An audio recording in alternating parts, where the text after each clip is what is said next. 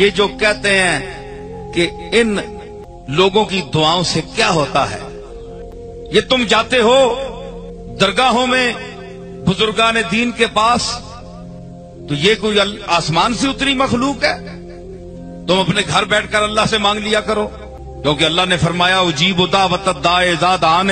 جب کوئی مانگنے والا مجھ سے مانگتا ہے تو میں اس کو دیتا ہوں۔ قرآن نے فرما تو دیا، ان لوگوں کے پاس جانے کی کیا ضرورت ہے؟ نئے نئے لوگ پیدا ہو گئے، نئے نئے مسلک پیدا ہو گئے، نئے نئے طریقے پیدا ہو گئے، جو علم میں کم لوگ ہیں ان کو ورغلاتے ہیں کہ یہاں جانا شرک ہے، یہاں بدعت ہے۔ بھئی یہ لوگ تو کچھ عرصہ کی پیداوار ہیں، 100 سال ہوگا، 150 سال ہوگا، یہ تو 100 سال ان کی عمر تو اتنی ہے، اور ہم جن لوگوں کے پاس جاتے ہیں وہ امام حسن سے چلتے ہیں، حسن بصری سے چلتے ہیں، صحابہ کرام کا دور ہے، تابعین کا دور ہے، تبع تابعین کا دور ہے، اہل بیت اعظام کا دور ہے۔ کہاں آج کل کے جو بدعقیدہ ہیں ان کی دعا، اور کہاں فاطمۃ الزہرا کی دعا،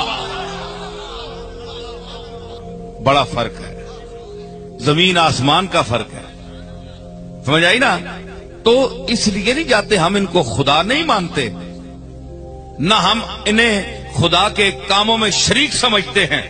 کیونکہ یہ کفر ہے، یہ شرک ہے۔ اللہ کا مقبول سمجھ کر ہم تو یہ ہے کہ ان کے جو دنیا سے چلے گئے ہیں ان کی قبور پر جا کر، قبروں پر جا کر اللہ سے مانگیں، مانگنا اللہ سے ہے کہ ہم نے ان کو اپنے سے اچھا سمجھا ہے۔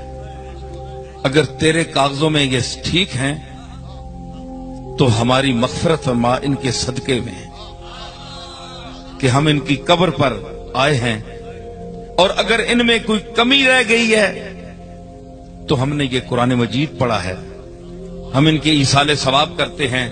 تو ان کو پہنچا اور ان کے خطاؤں کو معاف فرما اور ان کے درجات کو بلند فرما۔ یہ طریقہ ہے۔ فرمایا نا، حضور نے فرمایا کہ میں پہلے تمہیں قبرستانوں میں جانے سے منع کرتا تھا، لیکن اب جایا کرو قبرستانوں میں، فَإِنَّهَا تُذَكِّرُ الْمَوْتِ، اس لیے کہ قبرستان میں جانا موت کو یاد دلاتا ہے، ٹھیک ہے نا؟ تو اس لیے کچھ ایسا طبقہ ہے جن کی دعا قبول ہوتی ہے، جن کی دعا قبول ہوتی ہے، اس کے لیے پاکیزگی چاہیے، پاکیزگی عمل چاہیے۔